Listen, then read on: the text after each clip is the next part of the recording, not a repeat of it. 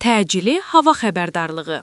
Dekabrın 26-sında Bakıda və Abşeron yarımadasında hava kəskin dəyişəcək. Gün ərzində bəzi ərazilərdə yağış yağacağı proqnozlaşdırılır. Küləyin istiqaməti dəyişəcək. Temperatur gecə 3-5 dərəcə, gündüz 6-8 dərəcə isti olacaq. Rayonlarda vəziyyət daha gərgindir. Bəzi yerlərdə intensiv yağıntı, dağlıq və dağətəyi ərazilərdə qar. Gecə və səhər saatlarında isə duman və buzlanma təhlükəsi var. Sürücülər və dağlıq ərazilərə gedənlər diqqətli olsun. Bu il qış hələ sərt üzünü göstərməyib.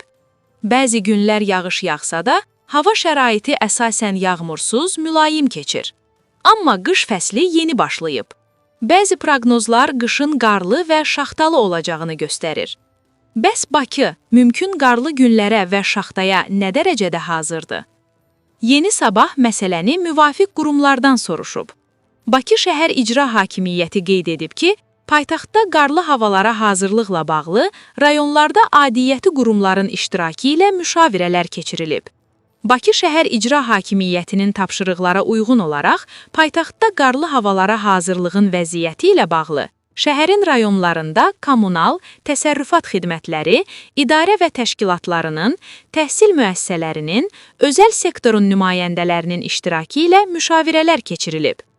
Müşavirələrin əsas məqsədi rayon xidmətlərinin soyuq qışa, xüsusilə güclü qar yağmasına hazırlığın vəziyyətinin araşdırılması və görülməsi zəruri olan işlər müzakirəsidir.